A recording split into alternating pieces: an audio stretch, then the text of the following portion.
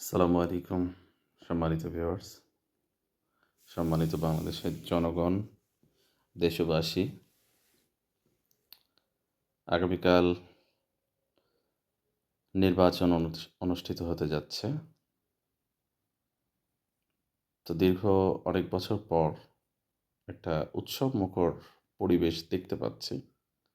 প্রতিটা জায়গায়, যেগুলো জায়গায় আমি যেতে পারছি, সব জায়গাতেই দেখছি যে একটা স্বতঃস্ফূর্ততা ভাব রয়েছে। তা আমি আমার নিজের কথা যদি বলি, কে পাশ করলো, কে পাশ করলো না, সেটা নির্ধারণ করবে মহান রাব্বুল আলামিন। কারণ ক্ষমতা দেওয়ার মালিক উনি, ক্ষমতা থেকে বঞ্চিত করার মালিক উনি। আমার যেটুকু দায়িত্ব সেটা হচ্ছে যে আমি চেষ্টা করব নিজের যোগ্যতা দিয়ে, নিজের বিবেক বুদ্ধি দিয়ে বাছাই করে আমার যাকে ভালো মনে হবে, যে ব্যক্তিটা ন্যায় এবং হকের পথে রয়েছে, এরকম ব্যক্তিকে আমি হচ্ছে আমার আ ভোটটা দিব। তো আশা করি প্রত্যেকটা জনগণের এটাই হওয়া উচিত। প্রত্যেকটা মানুষের এটা হওয়া উচিত। কারণ একটা ভোটই আপনার যে ক্ষমতায় আপনার প্রার্থীকে নিয়ে এসে দিবে, ব্যাপারটা এরকম না। ব্যাপারটা হচ্ছে যে আপনার ভোটটা আপনি সঠিক জায়গায় দিয়েছেন, আপনার মনে তৃপ্ত থাকবে। ক্ষমতায় সে আসুক না আসুক সেটা আল্লাহ পাক জানেন।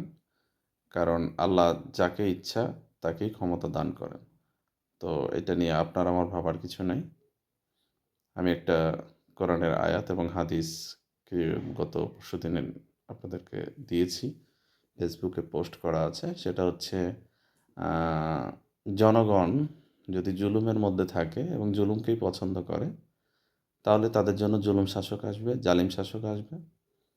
আর যদি জনগণ ন্যায় এবং হকের পথে থাকার চেষ্টা করে এবং তারা ন্যায়কে বিশ্বাস করে, তাহলে আল্লাহ পাক তাদের জন্য ন্যায় বিচারককে ব্যবস্থা করে দিবেন। তো এটা নির্ভর করবে আপনার আমার নিয়তের উপরে।